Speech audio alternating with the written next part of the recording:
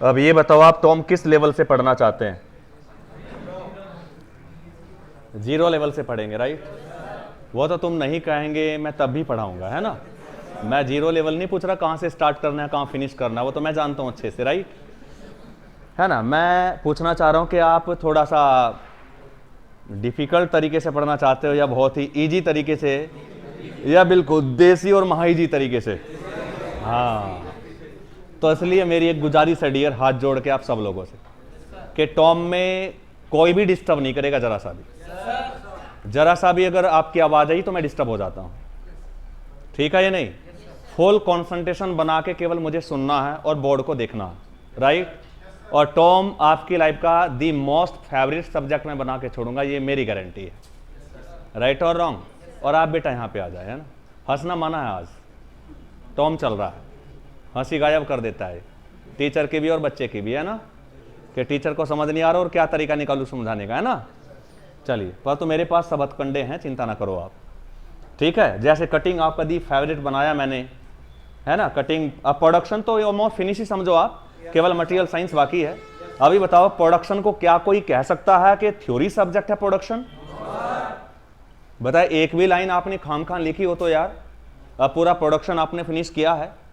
Yes, तो engineering का मतलब ही कॉन्सेप्ट होता है, वो साइंस होता है, हम साइंस को अप्लाई करते हैं। Application and implementation of the science concept are the engineering, is the engineering, and the person which apply the scientific concept practically and implement these concept of the science is called engineer, है या नहीं?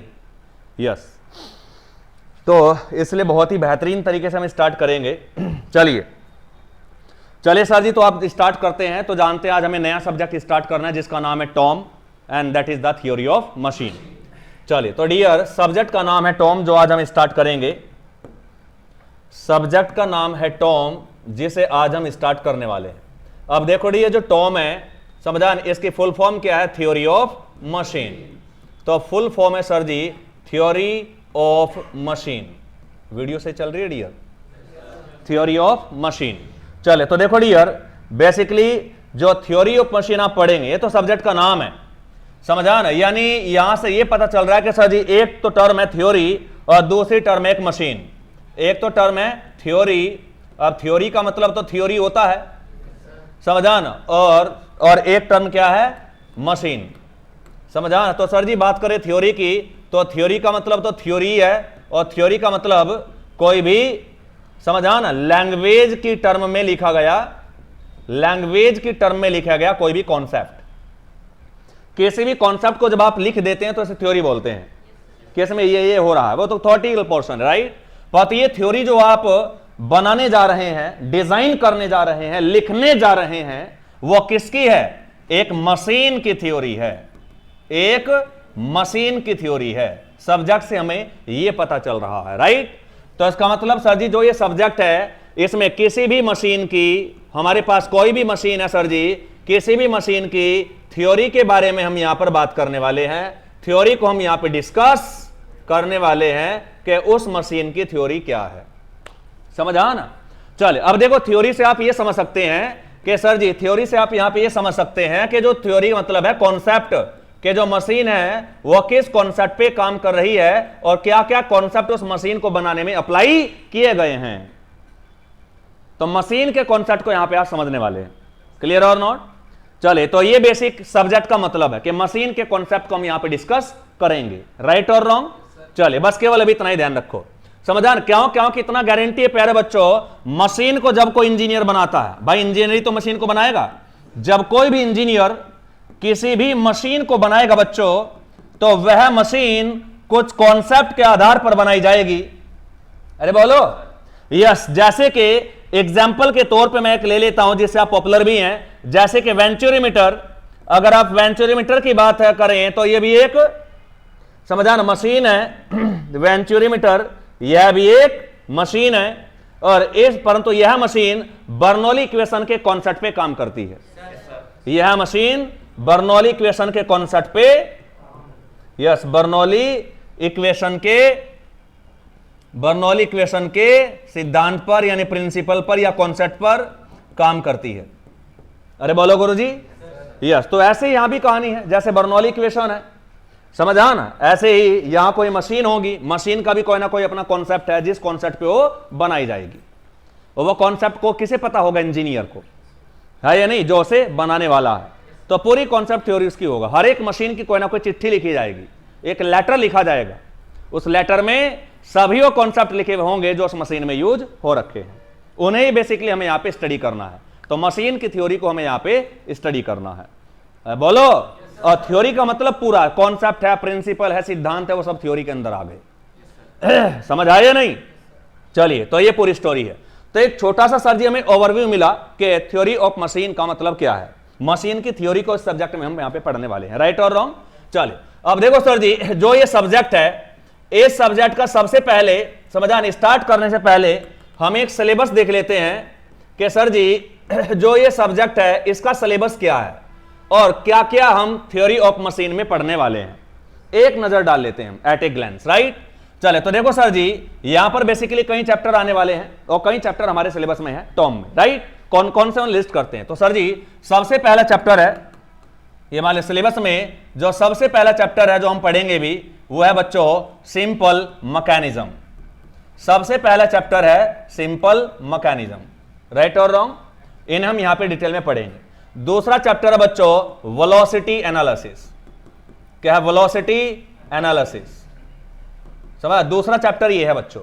इस velocity analysis chapter में क्या आप करते क्या है कि जो सिंपल मैकेनिज्म आप पढ़ते हैं, इस सिंपल मैकेनिज्म में जो वेलोसिटी और एक्सेलरेशन है, उसके वेलोसिटी और एक्सेलरेशन की आप स्टडी करते हैं, राइट। तो सिंपल मैकेनिज्म जब आप पढ़ लेंगे तो सिंपल मैकेनिज्म में समझा, जब मोशन होगी तो मोशन के दौरान आपको दो चीजें मिलती हैं, एक तो रिलेटिव वेलोसिटी और एक मिलता है एक्सेलरेशन, और उन्हीं दोनों की आप एनालिसिस करते हैं इस दूसरे वाले चैप्टर में। तो एक तो वेलोसिटी एनालिसिस होगा सर जी यहां पे, समझा। वेलोसिटी एनालिसिस आप तो करेंगे ही करेंगे, समझा ना। और वेलोसिटी एनालिसिस जब आप करते हैं तो बेसिकली करते कैसे है, देखो, वेलोसिटी एनालिसिस के लिए एक होता है आई सेंटर मेथड, जो इंस्टेंटेनियस सेंटर मेथड होता है ना बच्चों, वो इंस्टेंटेनियस सेंटर मेथड, आई सेंटर जिसे बोलते हैं आप, वो इसी चैप्टर में आता है। उसके बाद समझा ना, आप पढ़ेंगे इसमें एक्सेलरेशन। क्या पढ़ेंगे? एक्सेलरेशन। तो ये चैप्टर नंबर 2 है, इसमें वेलोसिटी और एक्सेलरेशन की बात करते हैं बच्चों, और इसी चैप्टर में आई सेंटर आता है और इसी चैप्टर में एक्सेलरेशन आता है, जो सिंपल मैकेनिज्म में होते हैं। समझ आया नहीं? चलिए सर जी, इसके बाद तीसरा चैप्टर, मैं वही तो बता रहा हूं, सिलेबस भी पढ़ लेना पड़ेगा तुम्हारे, समझ आ ना। यहां तो बड़े बड़े झूल जाते हैं, और तो फिर भी ये चैलेंज मैं एक्सेप्ट कर रहा हूं कि 0 से आपको टॉप लेवल पे ले जाना मुझे एग्जाम में, है ना। यस, चलिए सर जी, तीसरा चैप्टर आएगा यहां पे। फिर तीसरा पॉइंट जो हम यहां पे पढ़ेंगे वो होगा गियर। हम पढ़ेंगे बच्चों गियर्स तीसरे चैप्टर में। फिर चौथा चैप्टर आएगा गियर ट्रेन्स, फिर हम पढ़ेंगे गियर ट्रेन्स, गियर ट्रेन्स पढ़ेंगे, राइट। चलिए, पांचवा चैप्टर होगा बच्चों हमारा गवर्नर, पांचवें चैप्टर में पढ़ेंगे गवर्नर। फिर छठा चैप्टर आएगा, वहां पे हम पढ़ेंगे बच्चों फ्लाईव्हील, है ना, फ्लाईव्हील को देखेंगे। फिर सातवां चैप्टर होगा बच्चों यहां पे, और सातवें चैप्टर में हम यहां पर पढ़ेंगे balancing and vibrations, balancing and vibrations, right. फिर एक आठवां चैप्टर होगा बच्चों, आठवें चैप्टर में हम यहां पढ़ेंगे camps and follower, camps and follower. ये हमारा टोटल सिलेबस है पूरी थ्योरी ऑफ मशीन का, समझा ना। अगर बात करें तो आईएएस में भी यही है, गेट में भी यही है, और आपके जेई में भी यही है ना। बट डेप्थ में अंतर आएगा परंतु बात यह है कि अगर आप किसी भी कॉन्सेप्ट में डेप्थ को टच नहीं करते हैं तो इसका मतलब यह है कि आपको कॉफी कुछ रट्टा मारना पड़ेगा। क्लियर है? तो आपके पास हमेशा दो रास्ते हैं, या तो चीजों को बिल्कुल 0 से लेके टॉप तक टाइम दे के पढ़ो, तो फिर पूरी कहानी आपके सामने खुली होगी, कुछ भी आपको रट्टा मारने की जरूरत नहीं है। या फिर केवल according to it point to point पढ़ो, तो फिर क्या कहीं कॉन्सेप्ट समझ आ जाएगा और कहीं आपको रट्टा मारना पड़ेगा। तो इसलिए डिप्लोमा के दायरे में रह के सब्जेक्ट में आपको नहीं समझा सकता, समझ आना। क्यों? क्योंकि सिलेबस मेरे सामने बाउंड्री खड़ी करेगा कि बस इससे आगे नहीं, समझ आना। पर तो उससे आगे जाने का फायदा यह होगा, स्पीड बनेगी, एक्यूरेसी बनेगी, समझा ना, क्वेश्चन का पूरा कवरेज होगा और कुछ भी रट्टा मारने की जरूरत नहीं पड़ेगी। Everything will be on the finger tip, है या नहीं? तो दूसरा रास्ता मैं यहां पे फॉलो करूंगा, राइट और रॉन्ग, फुल डिटेल डिस्कशन करके चलेंगे, तभी जाके दिमाग में चीजें रुकेंगी और समझ आएंगी। क्लियर और नॉट? तो प्यारे बच्चों, ये पूरा सिलेबस है हमारा, समझा, जो हमें पूरा डिटेल में पढ़ना है और कवर करना है, और कुछ भी यहां पे नहीं बचेगा, समझा। ये मोस्ट फेवरेट सब्जेक्ट बनेगा आपका, आप चिंता ना करें आप बिल्कुल, क्योंकि जो सब्जेक्ट बिल्कुल हाईली कॉन्सेप्चुअल है, यानी उसमें सारे कॉन्सेप्ट और लॉजिक है, तो गारंटी आपके लिए बहुत इजी रहेगा, क्योंकि दिमाग को आदत बन चुकी है आपको लॉजिक और कॉन्सेप्ट को ऊपर पढ़ने की। जो चीज रट्टाबाजी वाली है वहां पे आपको इंटरेस्ट डेवलप नहीं होता, तो इसलिए फुल इंटरेस्ट आपको आएगा। मजेदार भी है, बहुत प्रैक्टिकल सब्जेक्ट है, समझा ना। ऐसे ऐसे कारनामे आपको यहां पे नजर आएंगे जिसे देख के लगे कि हाँ यार वाकई ये इंजीनियर की औकात है ना, प्राउड फील होगा आपको। तो बहुत इंटरेस्टिंग चीजें यहां पे चलेंगी। चले सर जी, तो ये पूरा सिलेबस है, तो आज यहां पर हम सबसे पहला सब्जेक्ट स्टार्ट करेंगे बच्चों, और सबसे पहला चैप्टर स्टार्ट करेंगे जिसका नाम है सिंपल मैकेनिज्म, और सबसे बड़ा चैप्टर है यहां का, इस पूरे इतिहास का सबसे बड़ा चैप्टर भी यही है, सिंपल मैकेनिज्म, राइट और रॉन्ग? चलिए सर जी, तो सबसे पहले हम स्टार्ट करते हैं यहां पर, जो सबसे पहला हमारा चैप्टर है टॉम के सिलेबस का, वो है प्यारे बच्चों सिंपल मैकेनिज्म्स, सिंपल मैकेनिज्म। अब सिंपल मैकेनिज्म्स को यहां पे हम देखेंगे, ये हमारा पहला चैप्टर है। क्लियर?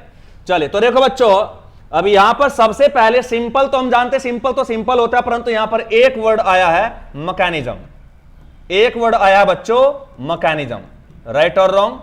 चलिए, तो देखो मैं बहुत बेसिक लेवल से स्टार्ट करूं, ABCD से स्टार्ट करूंगा, है या नहीं? उसके बाद आपको फिर धीरे धीरे ऊपर लेवल पे ले जाऊंगा, ठीक है या नहीं? तो हो सकता है मैकेनिज्म को भी मैं केवल थोड़ा सा बहुत ही लो लेवल से डिफाइन करूं, पर तो इसकी असली डेफिनेशन आपको 4 घंटे बाद समझ आएगी कम से कम, तब आपकी औकात बनेगी असली मैकेनिज्म की डेफिनेशन को समझने की, नहीं तो एक भी अल्फाज समझना आएगा भी लिख दिया तो, समझ आ ना? यानी मैकेनिज्म की डेफिनेशन समझने के लिए आपको 4 घंटे लगने वाले हैं, और जबकि एक लाइन की डेफिनेशन है यार, यही ब्यूटी बस यहां पे लिखने का और बकवास करने कुछ है ही नहीं है, एक एक वर्ड की एक्सप्लेनेशन 1-1 घंटे की है, और भी मजेदार वाली, है या नहीं? यस, तो वही है। तो सर जी मैकेनिज्म क्या होती है, जरा बस मेरे साथ चलते रहो, सवाल खड़े मत करो, समझा? मैं जानता हूं आपको किस रास्ते पे लेके चलना है। तो मैकेनिज्म क्या सर जी देखो, तो सर जी देखो बेसिकली क्या है, इंडस्ट्री में एक डिमांड आई, इंडस्ट्री में एक डिमांड क्रिएट हुई, और वो डिमांड क्या थी जरा ये समझो, कि डिमांड ये थी कि समटाइम्स जब हम मोशन के ऊपर काम करते हैं किसी भी मशीन में, जानते बहुत सारे पार्ट होते हैं, किसी भी मशीन में बहुत सारे पार्ट होते हैं, और जब मशीन चलती है तो उन सभी पार्ट्स के बीच में कोई ना कोई रिलेटिव मोशन होती है, उनमें कोई ना कोई मोशन होती है। अब एक की मोशन दूसरे के रेस्पेक्ट में अगर आप देखोगे तो उसे मोशन को क्या बोलेंगे आप? Relative motion. अरे है या नहीं? तो उन पार्ट के बीच में हमेशा कोई ना कोई एब्सोल्यूट मोशन भी है जो धरती पे खड़े होकर दिख रही है, और एक के रेस्पेक्ट में दूसरे की जो दिख रही है वो रिलेटिव मोशन है। अरे बोलो गुरुजी। यस, जैसे कि बात करो, एक बंदा ये है इधर को 50 की भाग रहा है, 50 की स्पीड से, एक इधर को 40 की स्पीड से भाग रहा है, और समझान, और तुम यहां पे खड़े होकर देख रहे हो सड़क के किनारे, तो तुम्हें इसकी वेलोसिटी कितनी नजर आएगी? 50, इसके कितनी? 40। तो जो तुम्हें नजर आ रही है वो तो एब्सोल्यूट है, इसकी एब्सोल्यूट वेलोसिटी 50, इसकी एब्सोल्यूट वेलोसिटी 40, तो सड़क के किनारे खड़ा होकर जो तुम्हें नजर आएगी, समझान, वो हमेशा एब्सोल्यूट होगी, राइट? परंतु इन साहब से पूछो, समझ, इन साहब से पूछो, इनसे मान लो ए है बी है, इनसे पूछो यार ये बता बी कितनी तेजी से भाग रहा था इधर को, 10 की स्पीड से भाग रहा था, यूं गया आगे को। इससे पूछो हाँ भाई यार ए कितनी स्पीड से भाग रहा था, उसने कहा 10 की स्पीड से भाग रहा था, वो रहा पीछे, इशारा पीछे, 10 की स्पीड से आ रहा हो पीछे भी देख लो। तो एक दूसरे को समझान, इन दोनों को आपस में एक दूसरे की वेलोसिटी 10 नजर आएगी, ये बोलेगा इसकी 10 ज्यादा है और इसकी 10 कम है, ये 10 से भाग रहा है परंतु कम 10, नेगेटिव 10 से भाग रहा है, ये 10 से भाग रहा है परंतु पॉजिटिव 10 से भाग रहा है, तो एक दूसरे को वेलोसिटी कितनी नजर आएगी एक दूसरे की? 10। ये बोलेगा, इससे पूछे, बोलेगा भाई 10 की स्पीड से आगे निकल के गया मुझसे, 10 की स्पीड से भाग के गया आगे, अरे बोलो, उन्हें 10 की स्पीड से पीछे पीछे आ रहा है, अरे बोलो।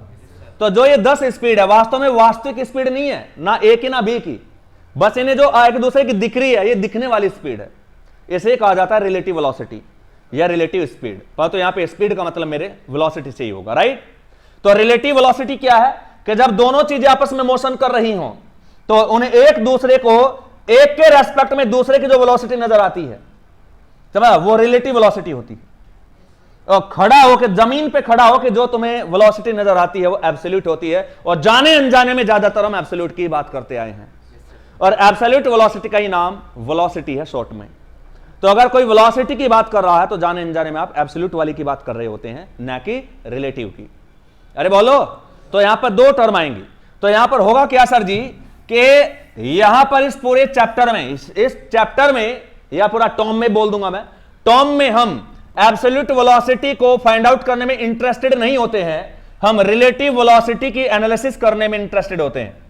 तो हमें रिलेटिव मोशन चाहिए, समझान, हमें रिलेटिव मोशन चाहिए, तो हम यहां पे रिलेटिव मोशन की स्टडी करेंगे, क्योंकि एब्सोल्यूट वेलोसिटी की स्टडी तो बहुत आसान है और उसके फंडे हम ऑलरेडी सब जानते हैं।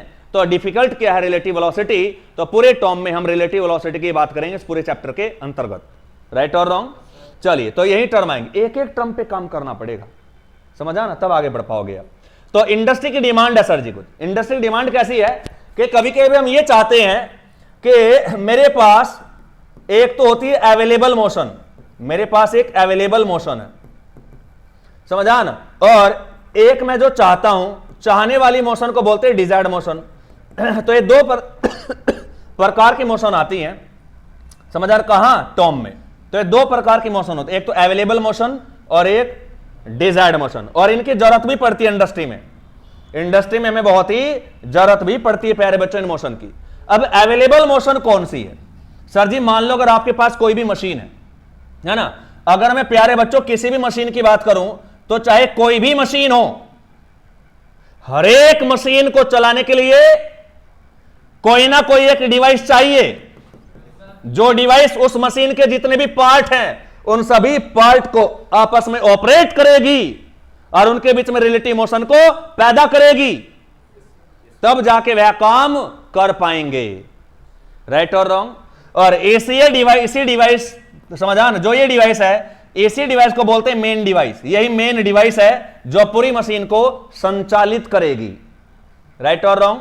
अब जो ये मशीन है, ये जो डिवाइस है, होगी क्या, अरे या तो होगा कोई डीजल इंजन या पेट्रोल इंजन, और या होगा कोई इलेक्ट्रिक मोटर, इसके अलावा और कोई नहीं होगा। तो किसी भी मशीन को समझा ना, मोशन देने के लिए समझ दो डिवाइसेस में जरूर होते हैं, या तो इंजन है और या मोटर है, राइट और रॉन्ग।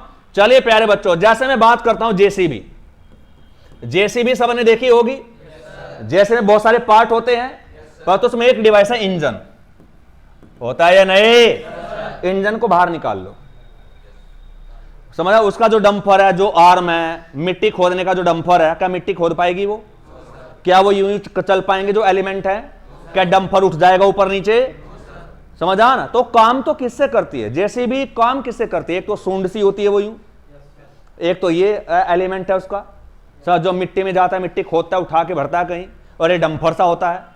यही तो दो पार्ट हैं, इंपॉर्टेंट पार्ट यही दो पार्ट है जिनसे वो आउटपुट देती है और काम को करती है। एक तो डंपर है, अरे बोलो, एक तो डंपर है, अरे बोलो, PHUR डंपर, अरे बोलो, और एक वो जो आप बताइए यहां से एक छोटा डंपर यहां है। तो यही तो एलिमेंट है या नहीं, कि यहां से एक यूं जाता है, फिर यूं जाता है, फिर यूं जाता है, और यहां पे लगा रहता है वो, अरे बोलो। चलिए, तो ये बताओ, एक तो ये पार्ट है, एक पार्टी है, एक पार्टी है, और एक समझान, और इस पार्ट से जुड़ा हुआ है, पर तो ये भी अलग ही है, ये भी यूं अलग अलग हो सकता है या नहीं। तो ये भी एक जॉइंट लगा हुआ है यहाँ पे, यहां भी जॉइंट लगा हुआ है, यहां भी जॉइंट लगा हुआ है, यहां भी जॉइंट लगा हुआ है, समझा ना। पर तो यहां पर रखा है इंजन, इंजन पावर देगा यहां, और ये पावर ट्रांसमिट होकर इनके थ्रू, इन पार्ट के थ्रू यहां पे जाएगी, अरे बोलो। तो अगर कोई भी मशीन, आप जैसी भी मशीन जनरली सबने देखी होगी, तो बताओ उसमें से अगर मैं इंजन को निकाल लूं, समझा ना, तो क्या ये जितने भी पार्ट है इनके बीच में कोई रिलेटिव मोशन हो पाएगी, आपस में हलचल, कोई क्या बोल रहे हैं हमने, रिलेटिव मोशन, डिफरेंट पार्ट, जो बहुत सारे पार्ट है मशीन में, या एक ही पार्ट से मशीन बनती है, अरे हजारों पार्ट होते हैं, और हजार जब वो ऑपरेशन में होंगे तो उनमें से जो पार्ट, कुछ पार्ट रिलेटिव मोशन करेंगे, आपस में हलचल होगी कुछ पार्ट के बीच में, और पार्ट्स के बीच में जो आपस में हलचल हो रही है, तो उस आपस की हलचल को यहां पे रिलेटिव वेलोसिटी बोल दिया गया है। पार्ट के बीच में जो आपस में हलचल है उसे क्या बोल दिया, रिलेटिव वेलोसिटी। जैसे ये देखो, ये डांस करते वक्त क्या है, रिलेटिव वेलोसिटी है। ये एक अलग पार्ट है, ये एक अलग पार्ट है। इस पार्ट को बोलते हैं हैंड, इस पार्ट को बोलते हैं फिंगर, इसे बोलते हैं, समझ आ ना क्या, रिस्ट है ना, इसे बोलते हैं bicep. This is called shoulder, this is called chest. तो अलग अलग पार्ट है ये नहीं, और सभी पार्ट में मोशन हो सकती है। तो जो आपस की हलचल है डिफरेंट पार्ट्स के बीच में वर्किंग ऑपरेशन के दौरान, इसे रिलेटिव वेलोसिटी बोल दिया, ऐसा मान लें आप। अरे बोलो, तो ये बताओ आपस में हलचल तभी हो पाएगी जब इलेक्ट्रिक, समझा, जब इंजन यहां पे रखा होगा। अरे बोलो, इंजन ही तो मोशन कराएगा इनके बीच में, और इनके बीच में अगर मोशन नहीं होगी तो समझो ये कोई काम करने वाला नहीं है, डंफर भी उठने वाला नहीं है। तो जानते हो किसी भी मशीन में मोशन कितना जरूरी है, और मोशन नहीं, पार्ट्स के बीच की रिलेटिव मोशन कितना जरूरी है। अगर यहां पे वेल्ड मार दो, यहां भी वेल्ड मार दो, यहां भी वेल्ड मार दो, यहां भी वेल्ड मार दो, तो फिर मोशन पॉसिबल है? कुछ फायदा होगा इसका? नेवर। तो किसी भी मशीन में, कोई भी मशीन प्रॉपरली तभी काम कर पा रही है जब उनके जो पार्ट हैं उनके बीच में रिलेटिव मोशन अलाउ कर रखी है। अरे बोलो, तो बताइए मोशन इंपॉर्टेंट है या रिलेटिव मोशन इंपॉर्टेंट है? अगर सभी वेल्ड मार दो तो पूरी की पूरी जेसीबी तब भी मूव कर सकती है इधर उधर, पर तो इधर जाएंगे तो सारे पार्ट ही जाएंगे इधर, और बराबर वेलोसिटी से जाएंगे, कोई भी पार्ट अलग अलग मूव नहीं कर सकता। अभी तो चांस है, अगर मैं नहीं चाहता कि ये मूव हो तो यही कहीं रखो, केवल इसे मूव करा लो आप, ये यही कहीं हो जाएगी। अरे बोलो, तुम चाहते हो ये जो के तो रहे, केवल इसे मूव कराओ तो इसे मूव करा सकते हो आप, है या नहीं? तो अगर कोई भी मशीन है तो इतना आपको फील होना चाहिए, उस मशीन के अंदर जितने भी पार्ट हैं, जितने भी डिफरेंट पार्ट्स हैं, उन सभी के बीच में रिलेटिव मोशन हमेशा अलाउड होती है, और इंजीनियर उसे अलाउड करके रखता है। रिलेटिव मोशन अलाउड नहीं होगी तो मशीन बेकार है, वो एक भी पैसे का काम नहीं करेगी। तो असली मशीन में क्या इंपॉर्टेंट है, पार्ट्स के बीच की रिलेटिव मोशन का होना अति इंपॉर्टेंट है। इसलिए इस पूरे चैप्टर में, जिसका नाम है सिंपल मैकेनिज्म्स, हम रिलेटिव मोशन की स्टडी करेंगे। समझ, मोशन के ऊपर हम फोकस बनाए रखेंगे, राइट और रॉन्ग। चलिए, परंतु जो यहां पर मोशन के एनालिसिस करेंगे प्यारे बच्चों, राइट, वो हम डिमांड के आधार पर करेंगे कि इंडस्ट्री की डिमांड क्या है, राइट। अभी डिमांड समझ आएगी। चले सर जी, तो देखो मैं अब यहां से क्या आप जानते हो कि जेसीबी में जैसे इंजन बहुत इंपॉर्टेंट है, क्योंकि जितनी भी मोशन और पावर, क्योंकि मोशन तभी हो सकती है जब फोर्स लगे, जहां फोर्स है वहां पे वर्क डन है, और जहां वर्क डन है जहां वहां पे पावर है। तो मोशन अगर कहीं एक पॉइंट से दूसरे पॉइंट पे भेजनी है तो साथ में पावर भी तो जाएगी जाएगी। अरे बोलो, पावर भी तो जाएगी जाएगी या नहीं, क्योंकि फोर्स इंटू वेलोसिटी क्या होता है बच्चों, पावर। तो अगर मोशन हो रही है तो गारंटी के साथ में बिन फोर्स के तो हो ही नहीं सकती, तो गुणनफल वहां जरूर मिलेगा, तो पावर भी कोई ना कोई जरूर है। तो इंजन से जो मोशन और पावर है वो इन पार्ट के थ्रू ट्रांसमिट होके इस फाइनल लिंक, ये क्या इन्हें बोलते हैं, लिंक, अरे बोलो, इन तक जा रही है ये, या कंपोनेंट, इन कंपोनेंट तक पहुंच रही है। और वास्तव में यही कंपोनेंट मेनली काम करता है, यही कंपोनेंट सबसे इंपॉर्टेंट कंपोनेंट है जो काम करता है, मिट्टी खोदता है।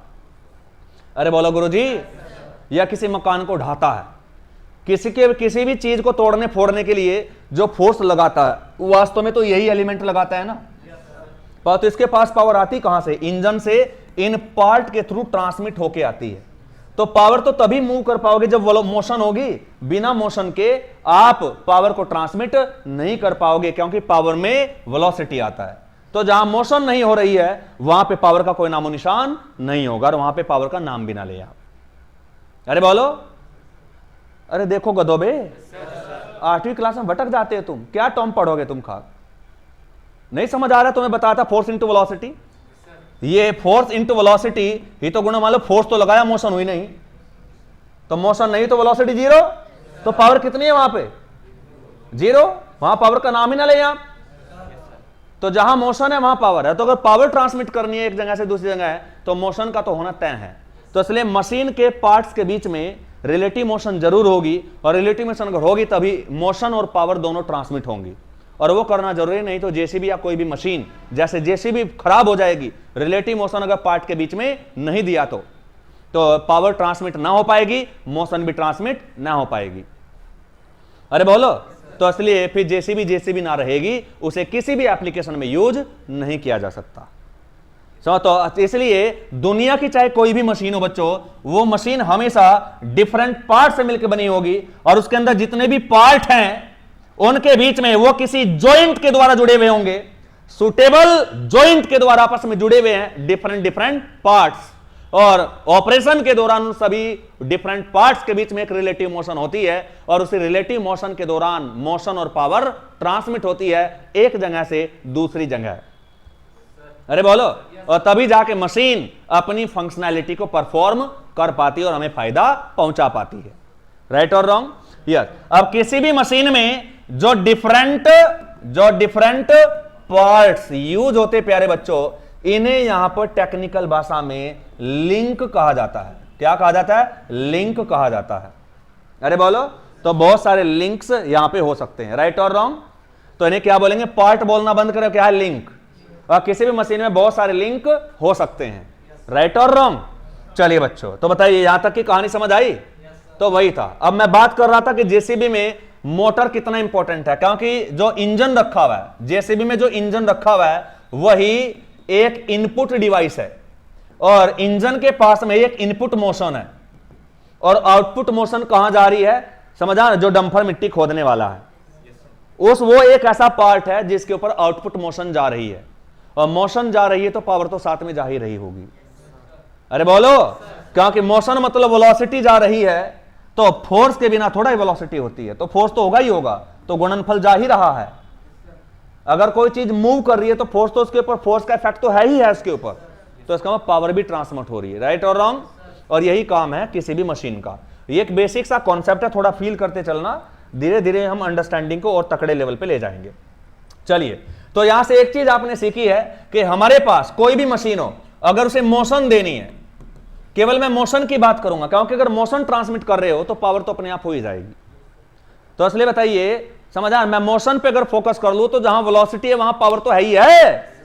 तो असल में पावर की बात ना करके ज्यादातर बात करूंगा मोशन की, क्योंकि मोशन के बिना आप पावर की इमेजिनेशन नहीं कर सकते, पावर को आप समझा नहीं कैलकुलेट कर सकते विदाउट एनी मोशन। क्लियर है? तो यहां पर जो मोशन है, तो मोशन किसके पास अवेलेबल है यहां पे जेसीबी में? इंजन के पास। तो जो इंजन है समझ, उसके पास ऐसी मोशन है और ये इनपुट मोशन कही जाएगी। This is the input motion. तो ये तो इनपुट मोशन है जो किसी भी मशीन को आप दे सकते हैं। अरे बोलो, किसी भी मशीन को आप दे सकते हैं, इनपुट मोशन है। और इनपुट मोशन या तो इंजन के द्वारा देंगे या इलेक्ट्रिक मोटर के द्वारा देंगे, तीसरी और कोई डिवाइस हमारे पास नहीं है।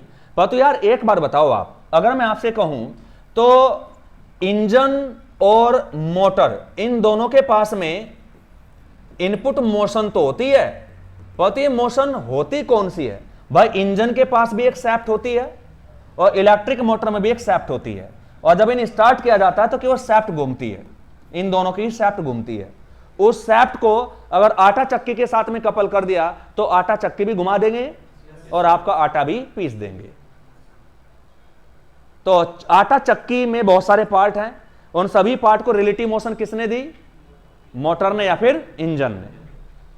तो इसलिए ये ऐसी डिवाइस है, सबसे पहली डिवाइस है जो किसी भी मशीन को इनपुट मोशन प्रोवाइड करती है। इनपुट मोशन देने के लिए या तो उसमें इलेक्ट्रिक मोटर लगी होगी या फिर क्या लगी होगी? इंजन लगा होगा। समझा ना? परंतु अगर बिजली की अवेलेबिलिटी है तो मोटर ज्यादा सुटेबल है। अगर कोई व्हीकल है तो वह बिजली को साथ साथ थोड़ा लेके चलेंगे आप, अरे बोलो, तो वहां पे इंजन सुटेबल रहेगा। परंतु दोनों सिमिलर डिवाइस है, परंतु दोनों ही इनपुट मोशन देती हैं। परंतु किसी भी चीज को जो इनपुट मोशन दे सकती हैं वो केवल एक ही टाइप की है, कॉन्टिन्यूअस रोटेशन। या लीनियर मोशन देंगी सीधा, या डायरेक्टली जो मोशन प्रदान कर सकती हैं वो कॉन्टिन्यूअस रोटेशन है, क्योंकि इनमें दो सैफ्ट होती हैं और सैफ्ट हमेशा कॉन्टिन्यूअसली रोटेट करती है। इलेक्ट्रिक मोटर से मांगा कि यार लीनियर मोशन दे दो, मेरा दिमाग खराब है, हम तो कॉन्टिन्यूअस रोटेट हो रहे हैं, रोटेशन ले जाओ, हमारी सैफ्ट से कपल कर लो, जिसे कपल करो वो भी घूमने लगेगा। अरे बोलो गुरु जी, यस। तो यहां से मुद्दा खड़ा होता है। समझा? अब आपकी इंडस्ट्री में डिमांड अलग अलग होती है। इनपुट मोशन तो हमारे पास एक ही है, सही मायने में देखो तो कॉन्टिन्यूअस रोटेशन ज्यादातर हमारे पास क्या अवेलेबल है, ज्यादातर केस में कॉन्टिन्यूअस रोटेशन अवेलेबल है। पर तो सम टाइम्स हमें चाहिए कुछ और होता है, चाहिए होती हमें ये ऐसे ऐसी मोशन। इस वाली मोशन को क्या बोलते हैं बच्चों? क्या? ऑक्सिलेटरी मोशन, दोलन गति, ऑक्सिलेटरी मोशन। यानी अवेलेबल तो कॉन्टिन्यूअस रोटेशन है, चाहिए मुझे ऑक्सीलेशन। समझा ना? चलिए अब एक कहां चाहिए, एक प्रैक्टिकल एग्जांपल दे के प्यारे बच्चों मैं आपको दिखाता हूं। समझा ना? कि जैसे कि समझा ना, गाड़ियों में देखा होगा आपने, जैसे कार है या बस है, जब बारिश आ जाती है तो ड्राइवर कार और बस के जो शीशे हैं उन पे पानी को साफ करने के लिए वाइपर कौन करता है या नहीं? या बिल्कुल प्रैक्टिकल एग्जांपल लेके चलेंगे।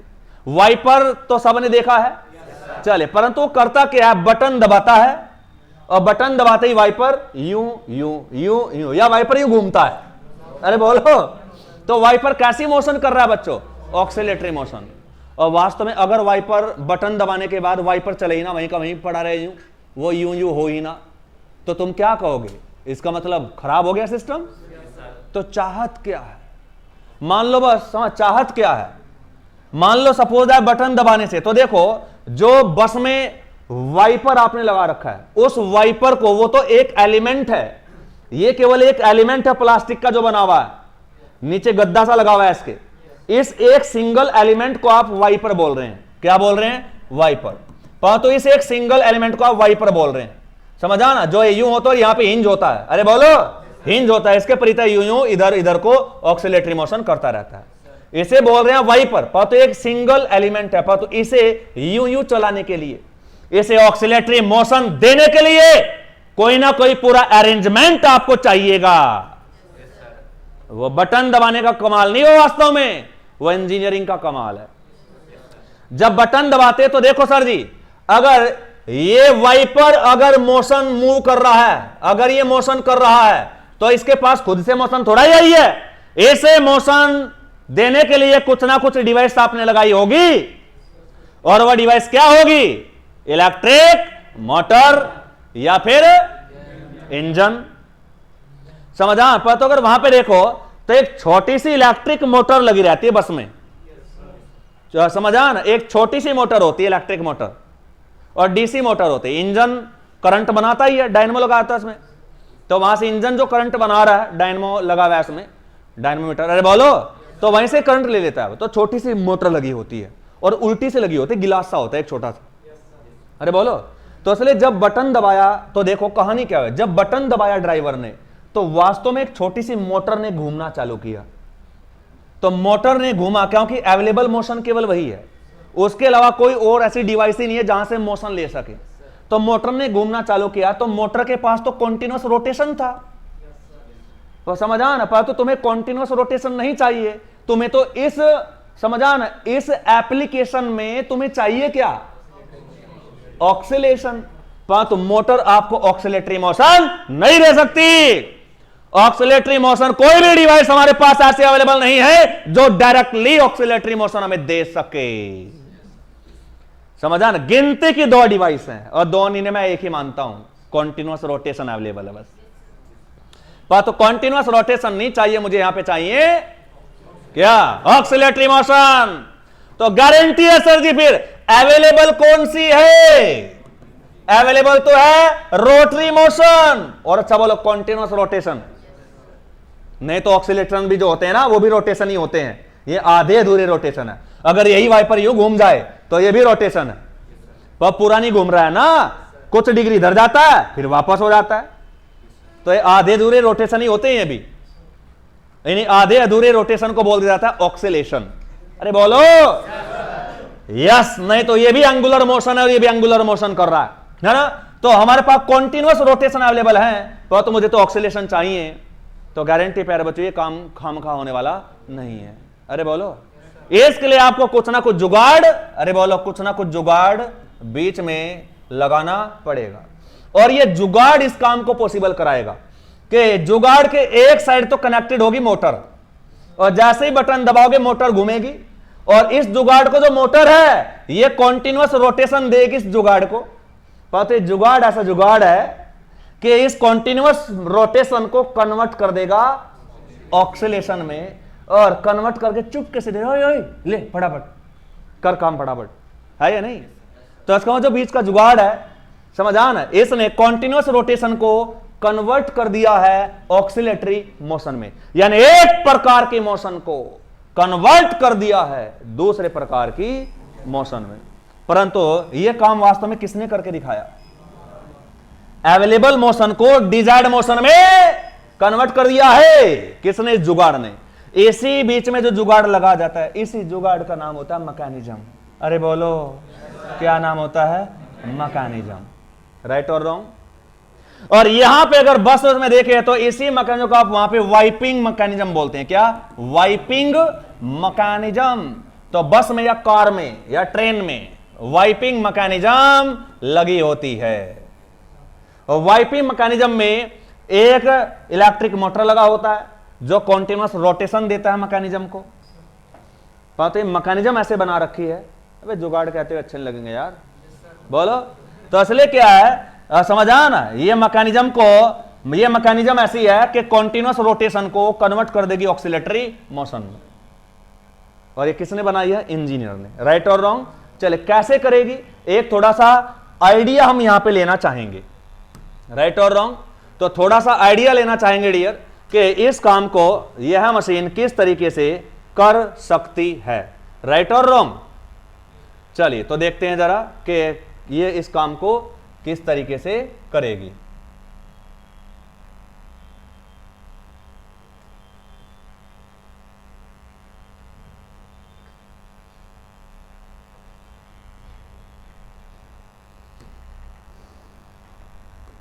चलिए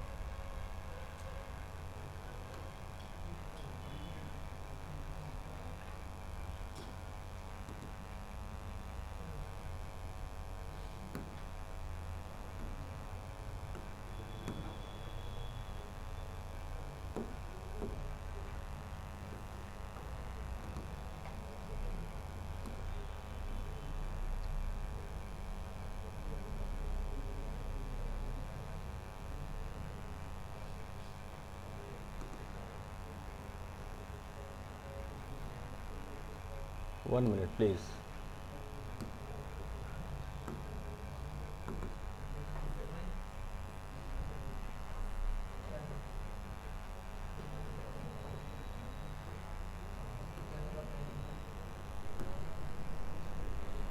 चलिए डियर अभी है नहीं, देखो जरा एक मिनट। मान लो सपोज दैट आपने क्या किया, जनरली आपने देखी भी होगी 4 बार मैकेनिज्म, है ना? कि यहां पर एक ये कोई फ्रेम है जो आपने फिक्स कर दिया, एक छोटा सा लिंक आपने लिया और यहां से एक दूसरा लिंक ये लिया और एक बड़ा सा लिंक ये है। कंपोनेंट भी कह सकते हैं आप, एलिमेंट भी कहते हैं। लिंक को आप एलिमेंट भी कहते हैं, एलिमेंट्स, है ना? तो यस, तो आपने ये सेटअप बनाया।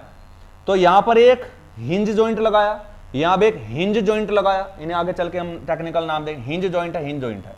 तो हिंज का मतलब यह है कि कील लगी हुई है तो यूं घूम सकता है, ये भी घूम सकता है, समझान? और ये हिंज है, ये भी हिंज है। इन दोनों हिंज के प्रति ये वाला लिंक भी घूम सकता है। तो देखो ये छोटे वाला लिंक है तो बहुत कम जगह में घूम जाएगा ये। अरे बोलो, तो इसे जब आप यूं घुमाएंगे तो गारंटी है ये तो पूरा घूम जाएगा, परंतु पूरा घूमने वाला नहीं है। ये केवल और केवल क्या करेगा? ऑक्सिलेट। तो ये 4 एलिमेंट का सेटअप है। इस 4 एलिमेंट के सेटअप में पता क्या करो, जो आपका वाइपर है उसे तो आप इस वाले लिंक से अटैच कर दो वाइपर को, और जो इलेक्ट्रिक मोटर है वो इस वाले लिंक से अटैच कर दो। तो इलेक्ट्रिक मोटर अगर इस वाले लिंक से आपने अटैच की तो घूमेगा, तो पूरा घूमेगा, ये तो रोटेट होगा, परंतु जो लिंक का अरेंजमेंट है वो इस वाले लिंक से कनेक्ट कर दिया वाइपर, तो वाइपर केवल और केवल ऑक्सिलेट होगा। समझा? तो 4 एलिमेंट लगा के, 4 लिंक लगा के जो आपने मैकेनिज्म बनाई है, जो ये सेटअप बनाया है, इसे आप टेक्निकल भाषा में क्या कहेंगे बच्चों? मैकेनिज्म का नाम देंगे। राइट और रॉन्ग? कहानी समझ आई? बड़ी पॉपुलर मैकेनिज्म है, आपने देखी होगी, है ना? इन सब को मैं दिखाऊंगा, चिंता ना करो, पूरा एनिमेटेड है ये तो काम। समझा ना? अभी जस्ट आइडिया लो आप। तो अभी मैं केवल यहां तक फील करा पाया कि मैकेनिज्म क्या काम करते हैं और मैकेनिज्म का काम क्या है। वास्तव में मैकेनिज्म कर क्या रही है, एक प्रकार की मोशन को किसी दूसरे प्रकार की मोशन में कन्वर्ट कर रही है, या फिर मोशन को एक स्थान से दूसरे स्थान पर ट्रांसफर कर रही है। अरे बोलो, यही काम है। समटाइम्स मान लो कॉन्टिन्यूअस रोटेशन ही अवेलेबल है और चाहिए भी कॉन्टिन्यूअस रोटेशन, परंतु चाहिए थोड़ा दूर, ये इस स्थान पे अवेलेबल है और चाहिए यहां पे, तो बीच में एक सेटअप लगाना पड़ेगा। इसे भी क्या बोलेंगे आप, मैकेनिज्म ही बोलेंगे। अरे बोलो यस। तो ये जो एक सेटअप है पर्टिकुलर, इसका काम क्या होता है, तो मैकेनिज्म का सही मायने में काम क्या है, मोशन को एक स्थान से दूसरे स्थान पे ट्रांसमिट करना या एक लिंक से दूसरे लिंक पे ट्रांसमिट करना और मोशन को कन्वर्ट करना डिजायरेबल मोशन में। और अवेलेबल जनरल हमारे पास क्या होती है, आमतौर पे देखो तो कॉन्टिन्यूअस रोटेशन हमारे पास इजीली अवेलेबल होते हैं। जब हम थ्योरेटिकली बात करेंगे तो हम सबकी बात कर लेंगे, राइट और रॉन्ग। चलिए तो देखो अवेलेबल मोशन, तो समटाइम्स ऐसा होगा हमारे पास कि सपोज दैट अवेलेबल मोशन है कॉन्टिन्यूअस रोटेशन। अवेलेबल मोशन क्या है बच्चों, कॉन्टिन्यूअस रोटेशन। तो कॉन्टिन्यूअस रोटेशन मेरे पास अवेलेबल मोशन है कॉन्टिन्यूअस रोटेशन, तो डिजायर्ड क्या है, मान लो ऑक्सीलेशन।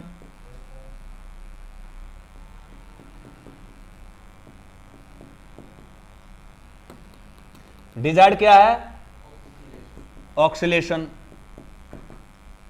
तो ऑक्सीलेटरी मोशन मुझे डिजायर्ड है, तो अवेलेबल ये है और डिजायर्ड ये है, तो अवेलेबल ये है डिजायर्ड ये है, तो गारंटी है इस मोशन को इसे में कन्वर्ट करना पड़ेगा। तो मैकेनिज्म चाहिएगी या नहीं इस काम के लिए, यस।